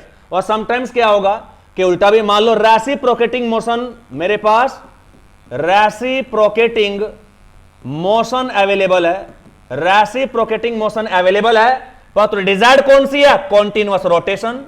डिजायर्ड है कॉन्टिन्यूअस रोटेशन। बोले सर जी, तो बीच में एक मैकेनिज्म लगानी पड़ेगी आपको, फिर उस मैकेनिज्म को रेसिप्रोकेटिंग, उस मैकेनिज्म के किसी एक एलिमेंट को रेसिप्रोकेटिंग मोशन दोगे तो कोई साइड में रखा हुआ कोई दूसरा एलिमेंट कॉन्टिन्यूअस रोटेशन करने लगेगा। अरे बोलो गुरुजी, कनेक्ट कर पा रहे चीजों को, यस। तो ऐसा भी सर जी अवेलेबल है, हर एक प्रकार के मैकेनिज्म हम बनाने में कामयाब है, क्योंकि हम इंजीनियर हैं। हमने बहुत प्रकार के मैकेनिज्म बना रखी है, और इतनी बना रखी है कि इंडस्ट्री में केवल उनकी आधी यूज करी, कुछ ऐसे हैं उनका यूज ही नहीं है। तो इंजीनियर का दिमाग देखो, उसने 4 कदम और आगे रख के मैकेनिज्म को डेवलप कर रखा है कि कभी जरूरत पड़ी तो मेरे पास और भी ऑप्शन है। समझ आ ना, तो इसलिए हमें टोटल सब पढ़ना ए टू जेड, पूरा ए टू जेड हमारे सिलेबस में, राइट और रॉन्ग, यस। तो हमारे पास ये भी है, भले तुम्हें लग रहा हो कि नहीं सर जी ऐसा कैसे, हमारे पास तो कॉन्टिन्यूअस रोटेशन हमारे पास तो हमेशा होते हैं, तो कन्वर्ट करने की जरूरत क्या है, सीधा ही मोटर लगा दो वहीं पे जहां चाहिए। समझ आ ना, हाँ बिल्कुल कर सकते हैं काम, परंतु मैं ये भी कर सकता हूं। समझ आ ना, इतना खोपड़ा है, अगर तुम हमें ये दे दो तो हम ये दे देंगे। ऐसी मैकेनिज्म हमने बीच में जुगाड़ बना रखा है। अरे बोलो, और जो मैकेनिज्म है, मैकेनिज्म में हमेशा बहुत सारे लिंक होते हैं, 4 5 7 10 कितने भी हो सकते हैं, तो यानी हम 1 से ज्यादा या 2 से ज्यादा लिंक होते हैं। समझ, तो बहुत सारे लिंक होते हैं, डिफरेंट लिंक वहां पे अवेलेबल होते हैं, और जो डिफरेंट एलिमेंट है वहां पे, उनमें से एक एलिमेंट को आप अवेलेबल मोशन दोगे तो कोई एक एलिमेंट आपको डिजायर्ड मोशन दे देगा, और जो एलिमेंट डिजायर्ड मोशन दे रहा है वही आउटपुट लिंक है, और वही आउटपुट मोशन दे रहा है, और वही डिजायर्ड मोशन है। अरे बोलो, ऐसा होगा। तो सर जी ये भी काम मैं यहां पे कर सकता हूं। समटाइम्स आपके पास ऐसा भी होगा कि आपके पास ऑक्सीलेशन, आपके पास ऑक्सीलेटरी मोशन यानी ऑक्सीलेशन अवेलेबल है, ऑक्सीजन दोलन गति अवेलेबल है, यस, और आपको कॉन्टिन्यूअस रोटेशन चाहिए, तो हम ये भी काम करके दिखा देंगे बच्चों। ऐसा भी मैकेनिज्म हमारे पास है कि ये भी काम हो सकता है, समटाइम्स ये भी जरूरत हमें पड़ेगी। अरे बोलो, कभी कभी हमारे पास मान लो कॉन्टिन्यूअस रोटेशन अवेलेबल है और चाहिए मुझे रेसिप्रोकेटिंग, उल्टा चाहिए मुझे रेसिप्रोकेटिंग मोशन, तो सर जी ये भी हो जाएगा। हमारे पास जो मैकेनिज्म है वो कॉन्टिन्यूअस रोटेशन को रेसिप्रोकेटिंग मोशन में कन्वर्ट कर देगी। तो सर इंडस्ट्री की डिमांड यही थी कि अवेलेबल मोशन कुछ और है और डिजायर्ड मोशन कुछ और है। समझा ना, तो कभी कभी आके अवेलेबल मोशन को हमें डिजायर्ड मोशन में कन्वर्ट करना पड़ जाता है, और जब तक कन्वर्ट नहीं करेंगे तो आपका एप्लीकेशन या आपका टारगेट फुलफिल नहीं होगा। जैसे वाइपिंग मैकेनिज्म में आपके पास मोटर के अलावा और कुछ था ही नहीं, पर तो आपकी चाहत क्या थी? ऑक्सीलेशन। तो इसलिए आपको बीच का एक सेटअप बनाना पड़ा, उसमें 4 लिंक आपको लगाने पड़े, और एक लिंक को आपने कॉन्टिन्यूस रोटेशन दिया तो एक दूसरा लिंक था जो जो ऑक्सीलेट करने लगा, और जो ऑक्सीलेट कर रहा था उसकी सेटिंग कर दी शीशे के ऊपर, और उससे अटैच कर दिया क्या? वाइपर, गद्दा लगा के बोलो। और जो कॉन्टिन्यूस रोटेट कर रहा था उससे अटैच कर दिया कौन? क्या? Electric motor. अपने आप थोड़ा ही घूमेगा वो, अरे बोलो, इलेक्ट्रिक मोटर उसे कॉन्टिन्यूस रोटेट कराएगा, तो वो लिंक जिसके ऊपर ऑक्सीलेशन था वहीं वाइपर बंधा हुआ है, तो काम चल जाएगा या नहीं? यस, तो वही है। तो सर जी ये हमारा टारगेट होता है मैकेनिज्म में, ये हमारा टारगेट। इसी टारगेट को फुलफिल करने के लिए हम मैकेनिज्म लगाते हैं बीच में। तो मैकेनिज्म क्या है? जो एक प्रकार की मोशन को दूसरे प्रकार की मोशन में कन्वर्ट करती है। या फिर समटाइम्स ऐसा भी होता है, समझा कि मेरे पास कॉन्टिन्यूअस रोटेशन अवेलेबल है, और मुझे चाहिए भी कॉन्टिन्यूअस रोटेशन ही, मुझे चाहिए भी कॉन्टिन्यूअस रोटेशन ही, कॉन्टिन्यूअस रोटेशन ही मुझे चाहिए, कॉन्टिन्यूअस रोटेशन ही मुझे चाहिए, but at different RPM. Motor तो मान लो 1000 आरपीएम पे घूम रही है, मुझे चाहिए तो कॉन्टिन्यूअस रोटेशन ही, परंतु मुझे 300 आरपीएम के चाहिए। अब मोटर का थोड़ा ही कोई सिस्टम है, मोटर का थोड़ा आरपीएम घटा सकते हो, बटन दबाया जितना घूम रही है, पर तो डिजायरेबल तो केवल 300 है। तो कॉन्टिन्यूअस रोटेशन को ही समझा ना, अवेलेबल है, और कॉन्टिन्यूअस रोटेशन डिजायरेबल है बट एट डिफरेंट आरपीएम। तो इसके लिए भी बीच में कोई ऐसी मैकेनिज्म लगानी पड़ेगी जो लेगी तो 1000 आरपीएम ही, समझ, परंतु देगी 300 आरपीएम, आरपीएम घटा देगी, और घटाने के बाद जो आउटपुट मोशन आपको देगी वो 300 आरपीएम की होगी, तो फिर वो डिजायरेबल हो जाएगी, है या नहीं? तो ये सब मोशन की इस तरीके की डिमांड हमारी इंडस्ट्री में होती है, और समझान, और इस डिमांड में समझान एक प्रकार की मोशन को दूसरे प्रकार की मोशन में कन्वर्ट करना होता है, और कन्वर्ट करने के लिए जो अवतार यहां पे जन्म लेता है उसी का नाम मैकेनिज्म है। राइट और रॉन्ग? समझान? और आगे चल के इस मैकेनिज्म को आप मशीन बोलने लगेंगे, समझा ना, परंतु यहां पे मैं केवल इसे मैकेनिज्म ही बोल के चलूंगा। अभी आपको मशीन कब बोलना है, हाँ यही मशीन होगी, परंतु बोलोगे कब, समझा ना? यस, वो बात इंपॉर्टेंट है। तो इसलिए अभी आप मैकेनिज्म को मशीन बोल के ना चलना, मैं बताऊंगा जब टाइम आएगा कि समझा मैकेनिज्म को कब मशीन बोला जाता है। इसके लिए शायद आपको 6 से 7 घंटे लगेंगे समझने के लिए। समझ आ रहा है या नहीं? सबसे लेंथी चैप्टर है। तो बताइए यहां तक की बेसिक सी हिस्ट्री आपको समझ आई? आगे बढ़ा जाए, चलिए सर जी। तो यहां से मैकेनिज्म को छोटा सा आप एक डेफिनेशन दे सकते हैं, मैकेनिज्म को एक छोटी सी डेफिनेशन दे सकते हैं। अभी आप, अभी डेफिनेशन नहीं, मैं सीधा पॉइंट लिखते जा रहा हूं, अभी मैकेनिज्म के बारे में समझाता जा रहा हूं। अब जिस लेवल पे आप हो उस लेवल पे डेफिनेशन यही है। तो इसकी जो सबसे दमदार डेफिनेशन होगी मैं बता दूंगा कब आएगी। राइट? तो अभी मैकेनिज्म से क्या पता, मैकेनिज्म है क्या, समझा? देखो मैं आपको बता के नहीं चलूंगा ये बात, नहीं तो आपको मजा नहीं आएगा। अभी तो तुम तो यही समझो बस यही डेफिनेशन है, समझा ना? बाकी जब पूरी मैकेनिज्म खत्म आ जाएगी फिर पूछना खुद से, हर एक चीज आपको 100% क्लियर कट, क्रिस्टल क्लियर पता होगी, है ना? तो मुझे अपने स्टाइल में चलने दो। तो मैकेनिज्म क्या sir ji? It is a combination या अरेंजमेंट कहो, it is a special arrangement, it is a special arrangement of the different parts of the different parts. It is a special arrangement of the different parts of the different parts which are connected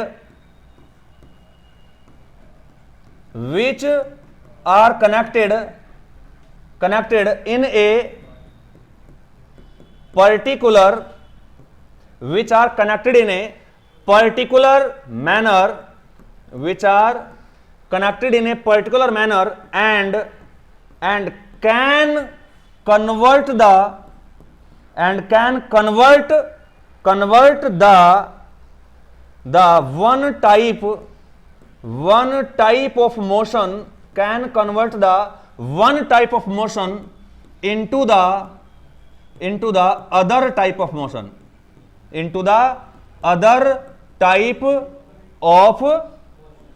type of motion, या तो ये काम करेगा, और या फिर क्या ऐसे और ट्रांसमिट द मोशन, या फिर दूसरा काम क्या हो सकता है मैकेनिज्म का लगाने का, ट्रांसमिट करना, कि एक स्थान से दूसरे स्थान पे ट्रांसमिट करनी है पावर को या मोशन को, तो उसके लिए भी ये लगाना पड़ेगा।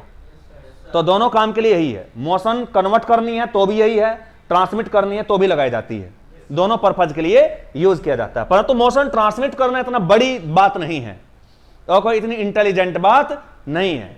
मोशन को एक टाइप से दूसरे टाइप में कन्वर्ट करना बहुत इंटेलिजेंट बात है। इसके लिए मैकेनिज्म धज्जियां उड़ा डालेगी खोपड़े की, सोचना पड़ेगा अलग ढंग से किस तरीके से पार्ट को अटैच करूं जो कॉन्टिन्यूअस रोटेशन ऑक्सीलेशन में कन्वर्ट हो, है ये नहीं।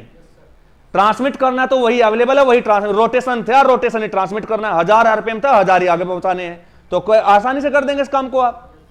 ऐसे मैकेनिज्म तो सिंपल मैकेनिज्म होगी, बहुत बहुत आसान होगा डिजाइन करना से, उसमें ज्यादा सोचने समझने जरूरत नहीं पड़ेगी। पर तो जब एक टाइप की मोशन को अदर टाइप की मोशन में कन्वर्ट करेंगे, समझ आना, तो सर जी तब दिमाग की दही बनेगी कि किस किस तरीके से लिंक को आपस में कनेक्ट किया जाए।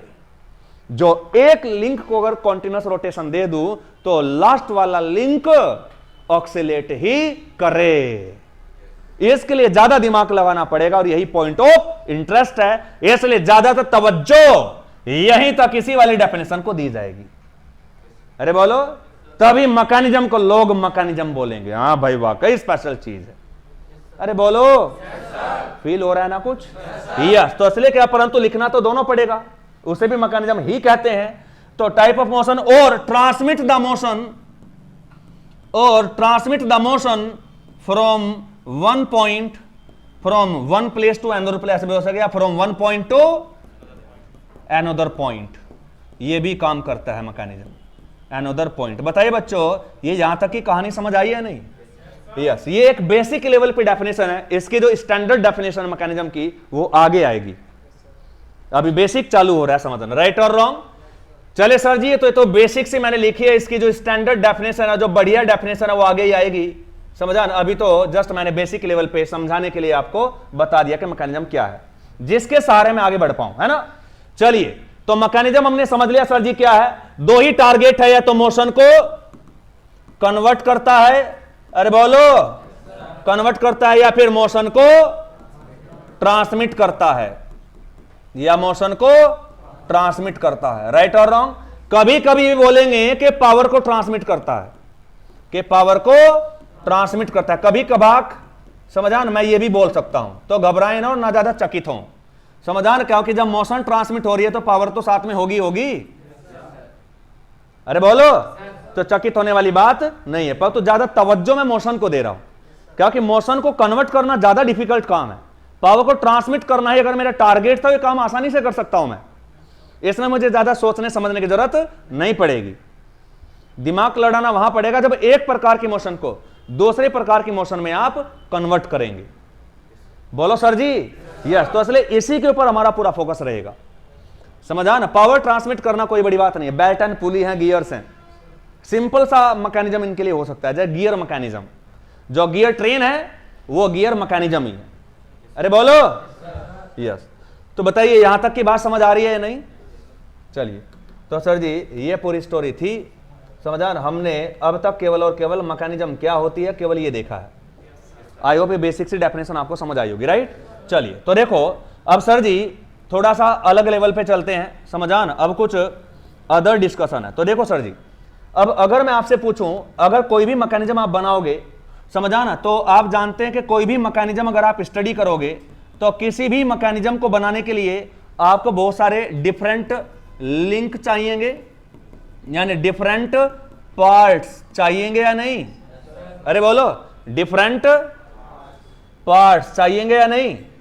और जो डिफरेंट पार्ट्स हैं, इन्हीं डिफरेंट पार्ट्स को यहां पर टेक्निकल भाषा में आप लिंक कहेंगे, है या नहीं?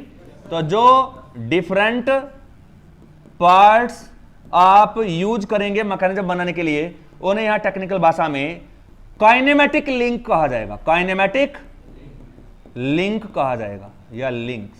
अरे बोलो, काइनेमेटिक लिंक उन्हें कहा जाएगा या काइनेमेटिक एलिमेंट्स कहेंगे। अरे है ये नहीं? तो पूरा नाम क्या है? काइनेमेटिक एलिमेंट्स या काइनेमेटिक लिंक, या शॉर्ट में आप इन्हें लिंक भी कह सकते हैं। अरे बोलो यस। चलिए अब देखो सर जी, एक चीज और ध्यान रखना, आप समझा, थोड़ा और क्लियर कर दो, समझा ना। देखो सर जी, यहां पर जब हम चैप्टर पढ़ रहे हैं सिंपल मैकेनिज्म, तो ये हमारा चैप्टर का नाम है सिंपल मैकेनिज्म। तो यहां पर अगर देखो तो सिंपल मैकेनिज्म है, समझा ना। सिंपल मैकेनिज्म पावर भी ट्रांसमिट कर सकती है और मोशन को कन्वर्ट भी कर सकती है, समझा ना, और मोशन को ट्रांसमिट भी कर सकती है। तो मोशन का कन्वर्जन और मोशन का ट्रांसमिशन दोनों पॉसिबल है, परंतु पावर का ट्रांसमिशन भी तो पॉसिबल है। अरे बोलो यस। परंतु सिंपल मैकेनिज्म वाले चैप्टर में समझा, मैं ज्यादातर मोशन के कन्वर्जन पे और मोशन के ट्रांसमिशन पे फोकस करने वाला हूं, मैं पावर या फोर्स की बात, क्योंकि जब मैं पावर का नाम लूंगा तो कहीं ना कहीं मुझे फोर्स पे फोकस करना पड़ जाएगा। अरे बोलो, तो सिंपल मैकेनिज्म वाले चैप्टर में मैं मैकेनिज्म के केवल मोशन की एनालिसिस करूंगा और ज्यादातर फोकस मेरा मोशन पे होगा, ना कि फोर्स के ऊपर। अरे बोलो, और ना कि ज्यादातर फोकस पावर के ऊपर। बात करेंगे कभी कभार हम, परंतु फिर भी ज्यादातर बात किसकी करेंगे हम? मोशन की करेंगे। राइट और रॉन्ग? चले, तो देखो दो ब्रांच होती हैं, समझा, जहां पर आप मोशन, ये बताओ बिना फोर्स के दुनिया में मोशन हो सकती है? नेवर। तो मोशन का कारण तो फोर्स ही होता है, क्योंकि फोर्स ना लगता तो मोशन कहां से आती? तो मोशन का कारण तो फोर्स ही है। पर तो कभी कभी तुम ऐसी गुस्ताखी दिखाते हो कि बस मोशन को बुला लेते हो, अब फोर्स को मना गए तो बताना भाग, समझ आ ना। तो ये रवैया अपनाते हो तुम, इसका मतलब मोशन की स्टडी तो कर रहे हो, पर तो मोशन का जो कारण है फोर्स, उसे लात मार के खाई में गिरा रखा है, कोसरा पड़ा। जो जरा बताओ, हमारी वजह से मोशन है यार, उठा के ले गया मोशन को। अरे बोलो, हम अकेले पड़े हुए, हमारी वजह से मोशन है, हमारी मौसम है, मोशन है। अरे है ये नहीं? समझ आया ना, ऐसी कहानी चल रही है। तो इसलिए जब आप स्टडी में केवल मोशन की स्टडी करते हैं, मोशन का जो कारण है दैट इज फोर्स, उसको आप स्टडी नहीं करते, तो जो वो स्टडी है वो काइनेमैटिक स्टडी कहलाती है। क्या कहलाती है? काइनेमैटिक स्टडी कहलाती है। और जब आप मोशन के साथ साथ फोर्स को भी तवज्जो देते हैं और उसकी भी भरपूर स्टडी करते हैं, दोनों की साथ में स्टडी करते हैं, मोशन की और फोर्स की, उसे आप काइनेटिक कहते हैं, उसे आप काइनेटिक स्टडी कहते हैं, और इस ब्रांच को काइनेटिक कहा जाता है। तो काइनेमेटिक का मतलब केवल मोशन पे फोकस किया जा रहा है, मोशन का जो कारण है फोर्स, उस पे फोकस नहीं किया जा रहा है। इसलिए प्यारे बच्चों, इस पूरे चैप्टर में बताइए फोर्स इंपॉर्टेंट है या मोशन? मोशन को विद मोशन का कन्वर्जन, ये बड़ा टास्क है, ये बड़ा चैलेंज है, जिसमें पूरा खोपड़ा लगाना पड़ेगा, तब इंजन इस काम को कर पाएगा, है या नहीं?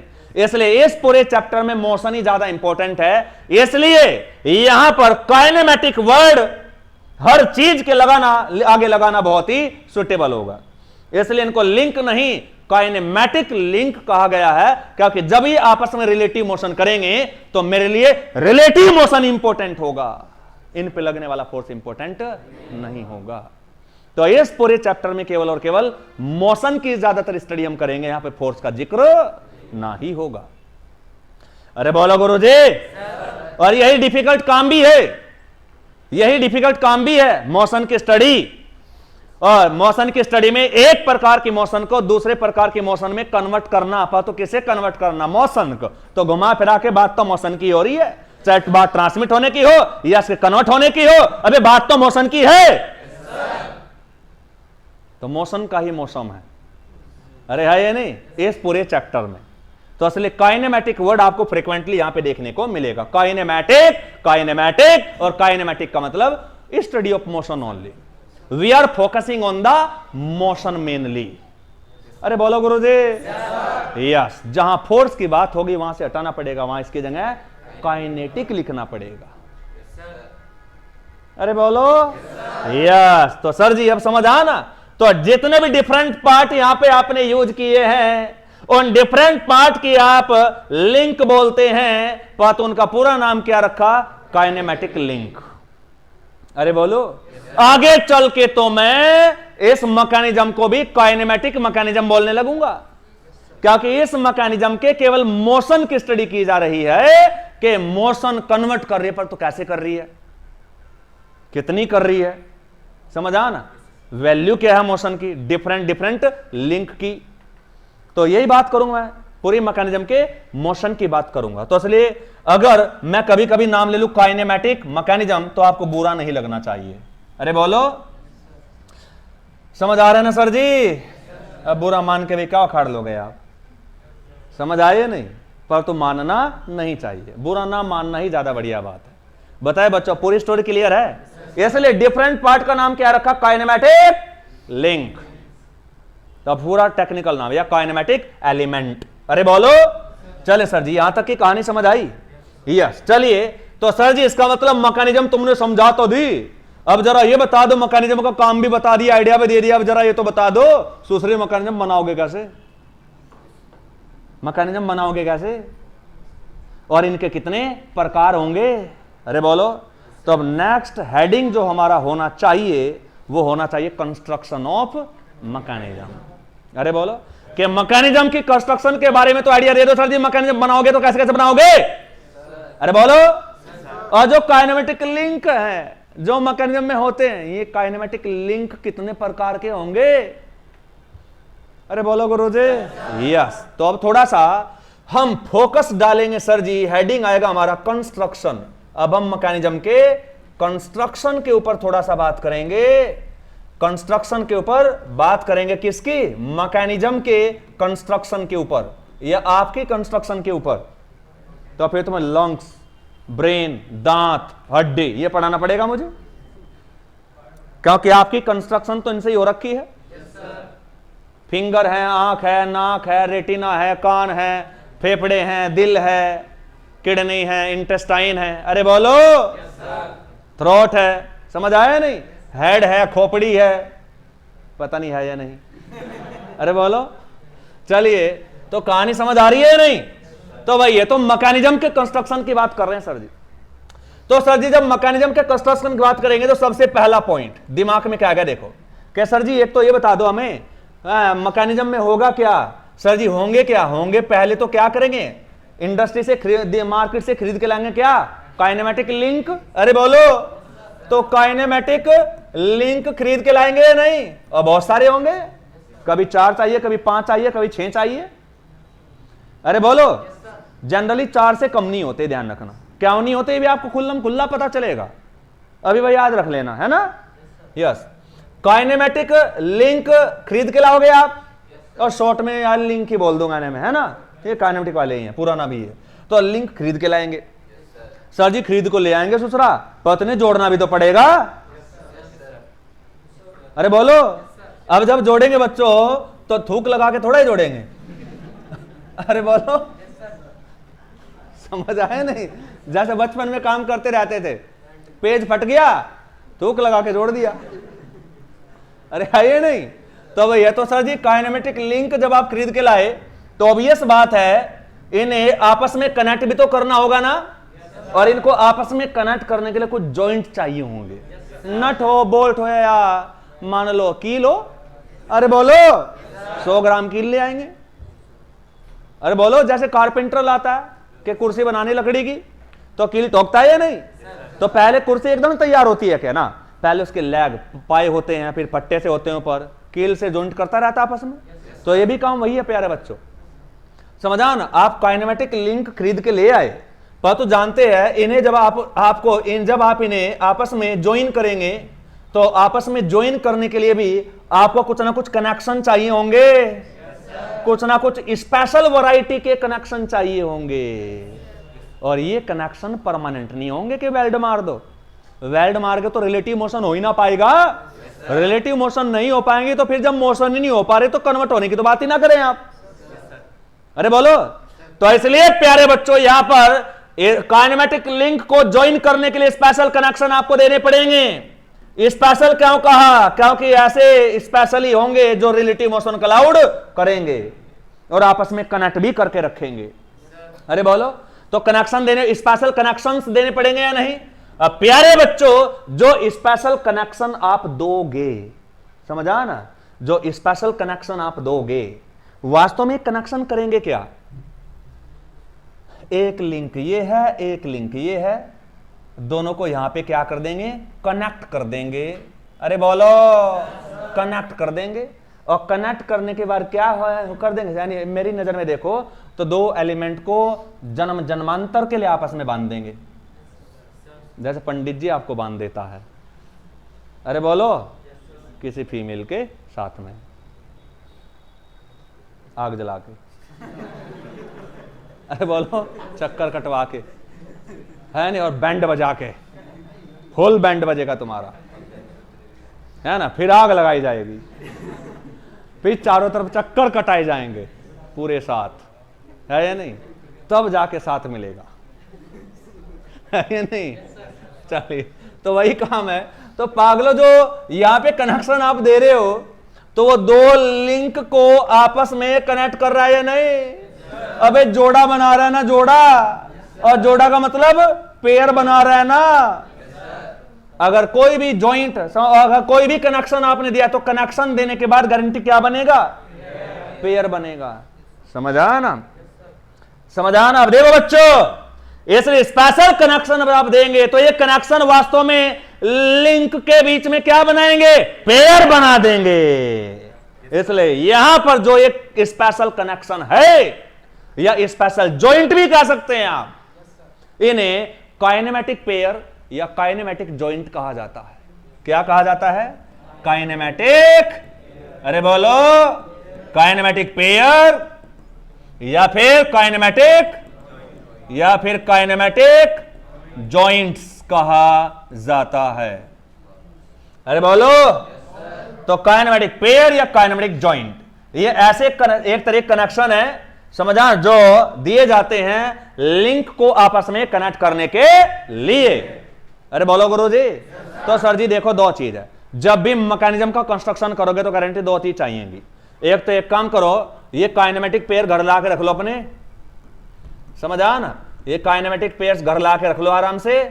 और सर जी एक काम और करो, समझा ना, ये काइनेमेटिक लिंक भी खरीद के ले आओ, काइनेमेटिक लिंक भी खरीद के ले आओ, इन्हें घर में ला के रख लो, समझा ना। और अगले दिन सुबह ही लग जाना, समझा ना, आपस में स्पेशल तरीके से कनेक्ट करने के लिए। इनको आपस में कनेक्ट करना, जितने भी काइनेमेटिक लिंक है सबको कनेक्ट कर देना इन कनेक्शन को यूज करके। तो सही मायने में जो काइनेमेटिक पेयर है बच्चों, वो है क्या? क्या काइनेमेटिक पेयर है, वो है क्या? सर जी अगर देखें तो हमारी नजर में जॉइंट है और कुछ भी नहीं है, ये जॉइंट्स हैं। काइनेमेटिक पेयर्स क्या है? अबे कनेक्शन है, जॉइंट है और कुछ भी नहीं है। परंतु प्यारे बच्चों, ये जॉइंट ही है जो डिसाइड करेगा, ये जॉइंट ही है जो डिसाइड करेगा कि जो जुड़े हुए दो लिंक हैं वो आपस में रेसिप्रोकेट करेंगे या फिर आपस में घूमेंगे, है या नहीं? तो इसलिए दो लिंक के बीच में जो रिलेटिव मोशन होनी है, उस रिलेटिव मोशन को ये जॉइंट ही डिसाइड करेगा कि वो रिलेटिव मोशन होगी या नहीं होगी, और होगी तो किस प्रकार की होगी। अब लिंक इंडिपेंडेंट नहीं रहा, अब वो जुड़ चुका किसी से। अरे बोलो, और डिग्री ऑफ फ्रीडम का नाम सुना होगा, जिगन फिक्सर में भी पढ़ा था। प्यारे बच्चों, अकेली जब स्वतंत्र होती है बॉडी तो वो किसी भी दिशा में घूम सकती है, परंतु जब, समझ रहे ना क्या, जब किसी से जुड़ जाते हो, समझ आ ना, तो बेटा फिर आप स्वतंत्र नहीं रहते, फिर कहीं जाना है तो परमिशन लेनी पड़ती है। मूड है तो ठीक है, नहीं मूड किया तो तुम्हारा भी कैंसिल। अरे समझ आ रहा है या नहीं? क्लियर है या नहीं? तो इसका मतलब सर जी जो काइनेमेटिक लिंक है ये मोशन करेंगे भी या नहीं करेंगे, या किस प्रकार की करेंगे, वो डिपेंड करेगा इन जॉइंट के ऊपर। अरे बोलो, तो इसलिए भैया देखो, जो कनेक्शन है वो अच्छा होना चाहिए। कनेक्शन सही तो मोशन सही, समझ आ ना? यस। तो असली सर जी यहां पर मेरे हिसाब से देखो तो काइनेमेटिक लिंक से भी ज्यादा इंपॉर्टेंट है काइनेमेटिक पेयर की स्टडी। अरे बोलो, तो सर जी स्टडी तो दोनों की करनी है, काइनेमेटिक पेयर भी पढ़ने हैं और काइनेमेटिक लिंक भी पढ़ने हैं। अरे समझ आया नहीं? यस। तो असली दो हेडिंग ने यहां पे जन्म ले लिया। एक तो पढ़ेंगे काइनेमेटिक लिंक और इसकी प्रॉपर डेफिनेशन क्या होते हैं वो देखेंगे, और फिर काइनेमेटिक लिंक कितने टाइप के होते हैं इनके टाइप देखेंगे। अरे बोलो। उसके बाद फिर हेडिंग आएगा काइनेमेटिक पेयर। तो काइनेमेटिक पेयर क्या होता है इसकी डेफिनेशन देखेंगे। अरे बोलो। उसके बाद इनके टाइप कितने होते हैं फिर टाइप देखेंगे। समझा? उसके बाद ये भी खत्म हो जाएगा। समझा ना? परंतु आप जानते हैं जो काइनेमेटिक पेयर है ये भी तो मोशन देगा, और जो काइनेमेटिक लिंक है ये मोशन करेंगे, है या नहीं? यस। तो यहां पर जब आप मोशन की बात कर रहे हो, समझा ना, तो कहीं ना कहीं जब मोशन इतनी इंपॉर्टेंट है तो यहां पे जो इन लिंक के बीच में या पेयर के बीच में जो रिलेटिव मोशन है, गारंटी है उस रिलेटिव मोशन को भी आपको स्टडी करना पड़ेगा, है या नहीं? और यहां पे जब रिलेटिव मोशन आप पढ़ेंगे तो रिलेटिव मोशन की स्टडी में एक नाम आएगा डिग्री ऑफ फ्रीडम। उन डिग्री ऑफ फ्रीडम को ढंग से अंडरस्टैंड करना पड़ेगा। राइट और रॉन्ग? चलिए, तो देखो बच्चों, अब यहां पर होता क्या है कि दो हेडिंग ने जन्म ले लिया। अब हमारे पास ये मेन हेडिंग है, मैकेनिज्म के दो ये मेन हेडिंग है, काइनेमेटिक लिंक और काइनेमेटिक पेयर, और अच्छा खासा टाइम इनके ऊपर स्पेंड करना पड़ेगा, तब यहां से धमाकेदार क्वेश्चन बनते हैं। अब जो काइनेमेटिक पेयर है जनरली 6 प्रकार के होते हैं, समझान, और जो काइनेमेटिक लिंक हैं वो 3 प्रकार के होते हैं। इन्हें पूरा डिटेल में पढ़ना पड़ेगा और इनके एग्जाम्पल भी हमें अच्छे से पढ़ने पड़ेंगे समझ के, क्योंकि एग्जाम्पल बहुत ज्यादा पूछे जाते हैं कि ये वाला जो जॉइंट है बताओ इसका नाम क्या है, ये कौन से तीनों में से कौन से प्रकार का जॉइंट कहलाएगा, है या नहीं? तो प्रैक्टिकल है सब कुछ, यहाँ पे रट्टा मारने कुछ भी जरूरत नहीं पड़ेगी, सब कुछ आपने देखा हुआ है या नहीं? तो असली यहाँ पे यही खूबसूरती है बस इस सब्जेक्ट की कि यहाँ पे भले ही डिफिकल्ट है परंतु यहाँ पे कंटेंट बहुत है दिखाने के लिए, सब कुछ लाइव दिखेगा, इसलिए चीजें तुरंत समझ आएंगी। तो यहां से दो हेडिंग ने जन्म लिया, परंतु सर जी बात यह है कि चाहे तो काइनेमेटिक पेयर हो वो भी रिलेटिव मोशन से जुड़ा हुआ है, चाहे काइनेमेटिक लिंक हो वो भी रिलेटिव मोशन से जुड़ा हुआ है। ये आपस में मिलके ही दोनों को जब आपस में सुटेबल तरीके से मिलाओगे तो मिलाने के बाद किसे बनाएंगे? मैकेनिज्म को बनाएंगे, और मैकेनिज्म रिलेटिव मोशन ही करेगा। और जब पूरी मैकेनिज्म में रिलेटिव मोशन होगी तो उसका मतलब ये है कि पेयर में भी रिलेटिव मोशन होगी और लिंक के आपस में लिंक के बीच में भी रिलेटिव मोशन होगी। और मोशन कितनी होगी कैसे होगी वो डिसाइड करेगा पेयर, समझा? यानी जॉइंट, जिस जॉइंट से जुड़ा हुआ। अगर वैलिड जॉइंट लगा दिया, अगर वैलिड जॉइंट लगा दिया तो दोनों की मोशन खत्म, हिल नहीं सकते, पड़े रहेंगे जिंदगी भर एक स्थान पे। बीच में कोई रिलेटिव मोशन जिस एंगल पे जुड़ गए जिंदगी भर के लिए, रिलेटिव मोशन हो ही नहीं सकती है। तो जॉइंट ही डिसाइड करेगा रिलेटिव मोशन कैसी होगी। दोनों आपस में रिलेटिव मोशन रेसिप्रोकेटिंग वाली करेंगे या रोटेशन वाली करेंगे या ऑक्सिलेटरी वाली करेंगे, ये डिसाइड कौन करेगा? जॉइंट, जिस जॉइंट के द्वारा उसे जोड़ा गया है। अरे बोलो गुरुजी। यस। चलिए, तो बात समझ आई या नहीं? चलिए, परंतु सर जी बात ही है काइनेमेटिक लिंक में भी मोशन है, मोशन की स्टडी है, और काइनेमेटिक पेयर भी मोशन कर रहे हैं। तो अगर ये मोशन कर रहे हैं, समझा ना, तो सर जी देखो यहां पर जो मोशन है इसी मोशन को स्टडी करना है। जब आप मोशन की स्टडी करते हैं तो एक टेक्निकल नाम आता है डिग्री ऑफ फ्रीडम। तो यहां पे इन दोनों हेडिंग को पढ़ने से पहले आपको मोशन की स्टडी यानी डिग्री ऑफ फ्रीडम की स्टडी करनी पड़ेगी, समझा ना? और डिग्री ऑफ फ्रीडम की स्टडी के बिना आप आगे नहीं बढ़ पाएंगे। क्यों? क्योंकि हमेशा क्वेश्चन बनेंगे यहीं से। जब आप काइनेमेटिक पेयर पढ़ लोगे तो पढ़ तो लोगे और उनके टाइप भी पढ़ लोगे, 6 प्रकार के हैं, परंतु आपसे पूछेगा कि कौन से प्रकार के पेयर की डिग्री ऑफ फ्रीडम कितनी है, क्योंकि हर एक काइनेमेटिक पेयर की कोई ना कोई डिग्री ऑफ फ्रीडम होती है। 1 है, 2 है, 3 है, 4 है, जितनी भी है वो, समझा, वो पूछेगा। तो इसलिए साथ ही साथ में आपको यह काम करना पड़ेगा। तो अकॉर्डिंग टू मी आप इस हिसाब से चलें कि सबसे पहले तो मोशन की स्टडी कर लें आप, और मोशन की स्टडी में समझ लें मोशन कितने प्रकार की होती हैं, और मोशन में नाम आएगा degree of freedom. Degree of freedom का मतलब क्या है? अगर डिग्री ऑफ फ्रीडम का मतलब आपने समझ लिया और इसकी डेफिनेशन को अच्छे से अंडरस्टैंड कर लिया और डिग्री ऑफ फ्रीडम को निकालना सीख लिया, तो गारंटी है इसके बाद फिर जब हम हेडिंग लेंगे काइनेमेटिक पेयर तो उसकी डिग्री, हर एक काइनेमेटिक पेयर की डिग्री ऑफ फ्रीडम आप आसानी से निकाल पाएंगे। जब हम काइनेमेटिक लिंक की बात करेंगे तो उनमें जब रिलेटिव मोशन होगी तो उनकी भी डिग्री ऑफ फ्रीडम आप इजीली कैलकुलेट कर पाएंगे। अरे बोलो। तो इसलिए यहां पर जो मेन मुद्दा है वो किसका है? डिग्री ऑफ फ्रीडम का, क्योंकि मोशन की एनालिसिस का मतलब ही डिग्री ऑफ फ्रीडम है यहां पे। समझा ना? तो सर जी इसलिए सबसे पहले मैं समझा नहीं यहां पर हेडिंग डालता हूं मोशन।